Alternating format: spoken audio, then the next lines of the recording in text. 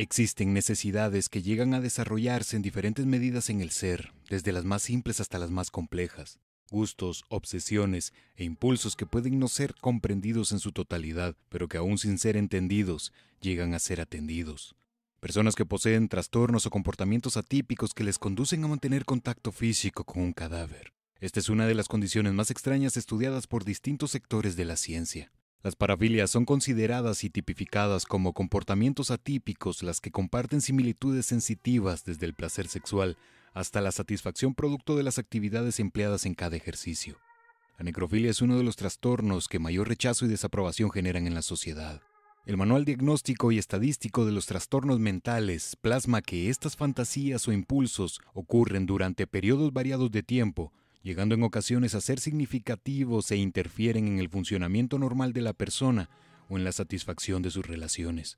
La necrofilia deriva de los trastornos sexuales divididos en 3 categorías: parafilias, disfunciones sexuales y trastornos de identidad sexual. Existen cientos de parafilias que son descritas y organizadas según sus características. La frontera conceptual que divide a una parafilia de un gusto entre los parámetros de la conducta normal del ser se magnifica cuando el medio es indispensable para alcanzar el placer, lo que conduce a alteraciones atípicas en sus funciones relacionales. El sexting es una de las actividades, más comunes en los usuarios de comunicación escrita. Sin embargo, cuando el mismo es necesario para alcanzar el placer, esto se convierte en una parafilia. Dichos trastornos pueden ser tratados con profesionales en salud mental por medio de distintas técnicas y mecanismos, en busca que esto no llegue a dañar ni a quien lo presenta, ni a segundos o terceros. Al no recurrir a dichos tratamientos puede conllevar al individuo a realizar actos como los que conoceremos a continuación. En el año de 1956 nació en el estado de California Karen Greenlee. A pesar que la historia inicial de Karen pareciese encriptada, en voz de Greenlee narra que desde sus primeros años sintió una poderosa atracción por la muerte. Tras el fallecimiento de una de sus mascotas, el impacto fue tal al tener en sus manos un cadáver que le hizo tener diversos animales, a los que cuando fallecían se daba la tarea de organizar y realizar ceremonias mortuorias. Luego de tratarlos y velarlos, los conducía al patio trasero donde poco a poco había creado una especie de cementerio de mascotas. El olor que expedían los cadáveres parecía gustarle en demasía. Además, solía ir y venir constantemente en dirección de una de las casas funerarias del pueblo donde vivía, y al estar en cercanías, pedía a sus padres permiso para ir sola al baño. En medio del viaje iba a la funeraria paseando y jugando entre los ataúdes, donde el intenso olor a químicos y lo que por lo general es señal de luto, ponía de buen humor a la pequeña niña quien soñaba con trabajar en un lugar de ese tipo, o bien poner a futuro su propia funeraria. Más allá de lo que se puede considerar como gustos extraños, Karen se desarrolló tal como cualquier joven de los años 70, junto a sus 2 hermanos, y sostenía una relación con un chico que se comprende que no compartía del todo sus aficiones, pero respetaba la felicidad de su novia tras conseguir trabajo en una funeraria, ya que según sus declaraciones, laboraría en más de 2 lugares antes de ingresar a Memorial Law Mortuary, como aprendiz de embalsamador en la ciudad de Sacramento a inicios de 1978. Tiempo en el cual el vampiro de Sacramento, Richard Triton Chase, estaba suelto por las calles de California. Richard Chase era un sujeto nacido el 23 de mayo de 1950, con fuertes y evidentes trastornos mentales, quien desde sus primeros años mostraba una inclinación extraña y de cierta manera poderosa por la sangre. Solía maltratar y mutilar animales para luego beber la sangre de los mismos. Era pirómano y poseía problemas en las relaciones sentimentales por fuertes problemas de disfunción eréctil. En 1975, a la edad de 25 años, escapó de la institución mental en la que había sido recluido, tras el descubrimiento en el hospital que en su torrente sanguíneo corría sangre de conejo, la que él mismo había inyectado en el apartamento al que su padre lo había enviado, luego de acusar a su madre de intentar envenenarlo en múltiples ocasiones. Drácula, como solía nombrarlo el personal de reclusorio para presos mentales al que fue conducido, observaron cómo había devorado a 2 pájaros a los que les arrancó la cabeza y luego bebió su sangre directamente, solicitando conejos para devorar sus vísceras, y luego de diversos exámenes curiosamente fue declarado competente, un ciudadano normal y sin riesgo o peligro alguno. Fue dejado en libertad en 1976. Si bien Chase no tuvo una suma de víctimas extensa, la forma en la que sucedieron los hechos fue la causa del impacto social que generarían. El 27 de enero de 1978, Chase, quien tenía la peculiaridad de atacar solamente en las casas a las que el criminal denominaba como aquellas en las que te invitan a pasar, esto por no estar con el seguro puesto, ingresó a la vivienda de Evelyn Mirot en compañía de su pistola calibre número 22. Al ingresar a la casa se condujo por el pasillo encontrando a Danny Meredith junto al pequeño Jason. Le disparó a quemarropa al sujeto quien murió en el acto. En el momento en que Chase se aproximó al cuerpo de Danny en lo que tomaba la billetera y las llaves del vehículo de Meredith, Jason de 6 años corrió despavorido hacia una de las habitaciones. Chase observó los pasos del niño y fue tras el menor. Antes de llegar a la habitación a la que había corrido Jason, Chase se percató de la presencia de otro menor de edad. Se trataba de David Ferreira, de 1 año, sobrino de Mirot, a quien le disparó sin pensarlo un segundo. Jason ingresó a la habitación de su madre y segundos después, el vampiro de Sacramento ingresaría también jalando el gatillo en 2 ocasiones, quitándole la vida al pequeño. Chase fue en busca de Evelyn, ingresó al baño y disparó una 5ª vez, en esta ocasión en contra de la mujer de 38 años. Chase, no conforme con lo sucedido, arrastró el cuerpo de la señora Mirot hacia la habitación, colocándola sobre la cama, abusando en múltiples ocasiones del cadáver mientras realizaba cortes en el cuello, de los que bebió directamente la sangre. Los múltiples cortes profundos en zonas vitales y en la zona perianal concentraron una cantidad considerable de sangre en la región abdominal. Chase, seguido a esto, buscó un recipiente para drenar la sangre. Acto seguido, dispuso a beber todo el líquido.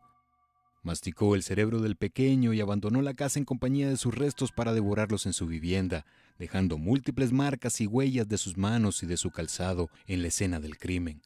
Tras ser descubiertos los cuerpos sin vida por la policía, serían conducidos a una de las funerarias de Sacramento, sitio en donde Karen Grinley había laborado. Estas son las palabras de Karen en torno a esto. Sí, la segunda funeraria para la que trabajé, ya no estaba trabajando allí en ese momento, recibió los cuerpos de las víctimas de Chase, un hombre, una mujer y su hijo. Escuché los detalles sangrientos de cómo se veían los cuerpos. Realmente fueron masacrados. El embalsamador estaba impactado. Luego de su arresto, Richard Chase fue hallado culpable de sus crímenes, a pesar de los intentos de declararlo no competente para recibir la pena de muerte. Fue sentenciado a la cámara de gas el 8 de mayo de 1979. Sin embargo, el vampiro de Sacramento, que temía a los nazis y a los ovnis, murió el 26 de diciembre de 1980 en la prisión de San Quintín por una sobredosis de antidepresivos. Desde las primeras horas del trabajo soñado para Karen, había demostrado que no le intimidaba estar en contacto con cadáveres. El desempeño de Grinley era insuperable, por lo que poco a poco fue ganando más confianza y se le otorgó una copia de las llaves de la funeraria para que ingresara y egresara sin problemas. Karen solía terminar su jornada laboral, dirigirse a su residencia y al paso de las horas volver a la funeraria. Lo que había iniciado con estar cerca de los fallecidos, en su totalidad hombres, incrementó paulatinamente. Pasó de roces y caricias ligeras a besos, abrazos y contacto de índole más íntimo. Al no existir un flujo sanguíneo constante, la erección es imposible. Esta es una de las mayores dudas a las que estaría expuesta Karen. Lo que sus interrogadores parecían no tener en cuenta es que la penetración es solamente un paso más para alcanzar el clímax. Por esto, Karen acariciaba el cuerpo sin vida de los hombres, alcanzando placeres que nunca había imaginado.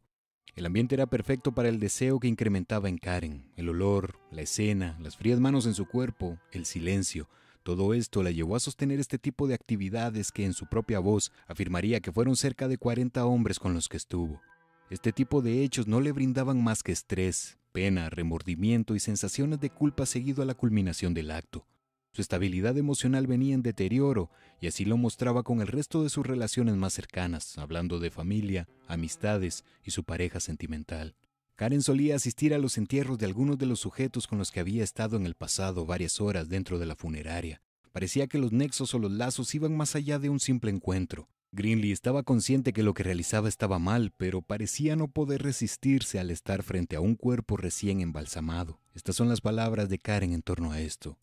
Encuentro el aroma a muerte muy erótico. Igual hay olores a muerte y olores a muerte. Un cadáver que estuvo flotando en el agua por 2 semanas o una víctima de quemaduras no me atrae demasiado. Pero un cuerpo fresco recién embalsamado es otra cosa.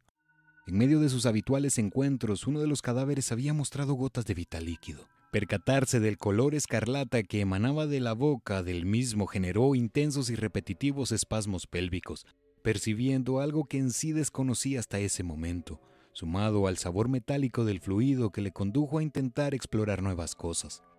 Las actividades de Greenlee duraron aproximadamente 12 meses, pero aunque parezca increíble, este tipo de situaciones en voz de la misma y de múltiples historias sucede de forma más habitual de lo que se espera. Simplemente no se informa o se da parte a la policía, ya que tanto Karen como otros sujetos fueron descubiertos en el acto, sin más que una leve llamada de atención.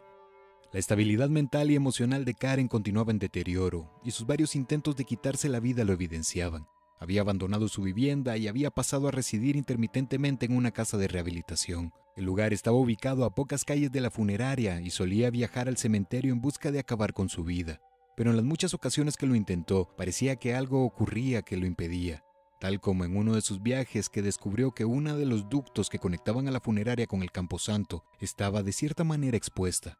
Deslizó su licencia de conducir intentando quitar el seguro y al conseguirlo, ingresó descubriendo un cuerpo recién llegado. Karen realizó lo que solía con el cadáver, olvidando su intento de acabar con su vida. Explicó su ausencia a la casa de rehabilitación como una noche con varios amigos y volvería varias veces hasta que en una de ellas fue interrumpida mientras disfrutaba sobre un cuerpo al que le acababan de realizar una autopsia. Karen saltó de la mesa, colocó la sábana sobre el cadáver e ingresó a una de las rampas que conducían al ataúd con la tapa descubierta. Se escondió detrás del mismo, con manchas y muestras de diferentes líquidos, entre ellos sangre, pero sus extremidades inferiores estaban expuestas. Sin saberlo, había ingresado a la parte trasera del vehículo de la iglesia que conduciría al fallecido hacia otro lugar. Karen no fue descubierta, pero uno de sus excompañeros encontró a Greenlee días más tarde y le advirtió que habían ingresado al lugar y que habían colocado una alarma de seguridad para intentar atraparla. Tras esto, Karen sostendría lo que se sabe como su primer y último encuentro con la muerte. El 17 de diciembre de 1979, Mariam González y la familia de John L. Mercury, quien había fallecido entre el 10 y el 12 de diciembre de ese mismo año, fue conducido a Memorial Lawn y estaban a la espera que arribase el vehículo que conduciría el féretro del sujeto de 33 años. El Cadillac de colores oscuros estaba cerca del cementerio de Sacramento, pero su conductor, al ver a la familia del difunto en cercanías, decidió dar la vuelta y conducir hacia otro sitio.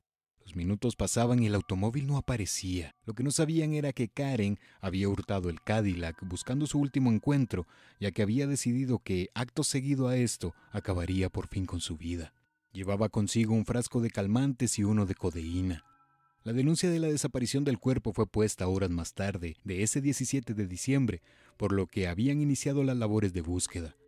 Greenlee junto a John se dirigieron hacia Allegheny, sitio del condado de Sierra en el estado de California, el mismo en el que serían hallados el 19 de diciembre de ese mismo año, hablando de 1979. Greenlee estaba inconsciente, por lo que fue trasladada de emergencia al hospital, sitio donde le salvaron la vida.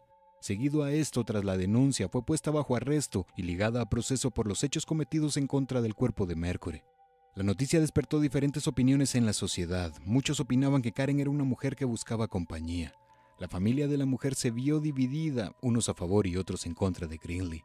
Ya que la necrofilia no era ilegal en California en esos años, Karen solo fue acusada de robar el vehículo e interferir con un funeral. Se declaró culpable y fue sentenciada a pagar una multa de $255 y a pasar 11 días en la prisión.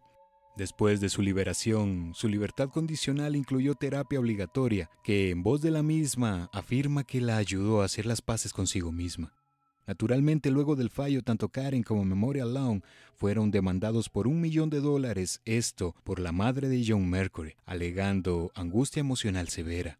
En la audiencia de la Corte Superior, el psiquiatra defensor, el Dr. Thompson, expuso que no consideraba que el evento realmente tuviera un impacto duradero en la demandante, quien contaba con antecedentes recurrentes y comprobables de sufrir intensos episodios de alcoholismo y depresión.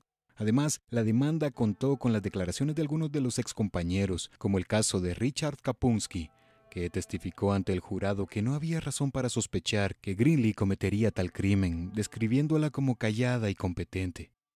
La demanda finalmente se resolvió por $117,000 en daños generales y punitivos. Karen, luego de recibir tratamiento, se dedicó a dar conferencias en relación a estos temas. Actualmente cuenta con 65 años.